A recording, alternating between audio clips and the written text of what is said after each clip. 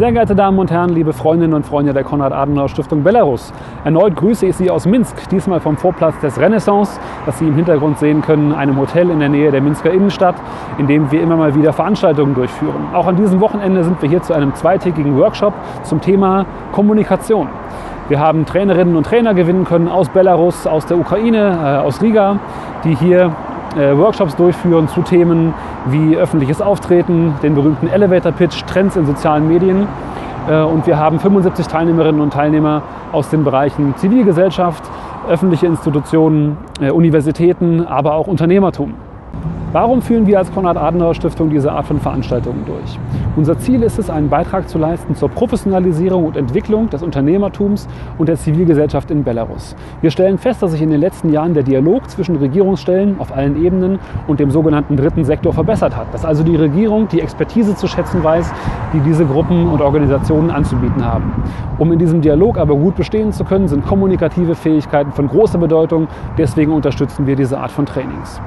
Wir haben ein paar Stimmen der Teilnehmerinnen und Teilnehmer für Sie gesammelt. В мероприятиях фонда участвую уже не первый раз. Это всегда потрясающая программа, потрясающий подбор спикеров. И время, которое мы проводим, настолько полезно. Во-первых, люди, с которыми рядом узнаешь. Плюс есть доступ к полезной информации, которую потом можешь применять в практической жизни. Что мне было интересно, именно сегодняшний второй день, это, как один сказал из спикеров, есть цифровые туристы, есть цифровые аборигены, но я понял, что еще третий тип, это я, например, цифровые динозавры. То есть я совсем слаб в цифре, у меня там заброшены все мои страницы в социальных сетях, но то я сейчас займусь, то, что, скажем так, для меня интересно и, как я понял, очень важно, в том числе для руководителя, это уйти в цифру. Очень приятно, что у нас сейчас проходят такие мероприятия, на которые собираются абсолютно разные спикеры, абсолютно разные слушатели из самых разных сфер. И, казалось бы, да, в выходные дни они часто проходят, и тем не менее люди отказываются от всех своих развлечений. Весна, прекрасная погода. Они приходят сюда, чтобы послушать, чтобы получить информацию. И для меня такой результат всегда важен. Даже если человек унес хотя бы одну мысль с собой из всего этого многочасового мероприятия, то это уже работает. И самое важное, что люди потом общаются друг с другом, что люди потом эту информацию транслируют дальше. Считаю, что тема коммуникации сейчас имеет очень важное значение, как никогда. И просто, и в том числе я люблю учиться. Мероприятие, которое проходит сегодня второй день, является исключительно полезным. Представлены прекрасные спикеры. И я надеюсь, что таких мероприятий будет больше. Спасибо большое организаторам.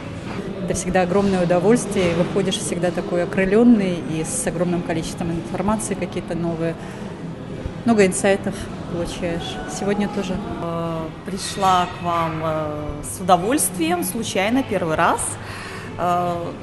Представлены очень замечательные спикеры, довольно полученной информацией. Считаю, что, в принципе, этот опыт был достаточно важным и нужным не только для людей, которые занимаются бизнесом, но также и для людей, которые работают в НПО, НГО, потому что они тоже предлагают определенный продукт, который связан с социальной ответственностью, социальным бизнесом.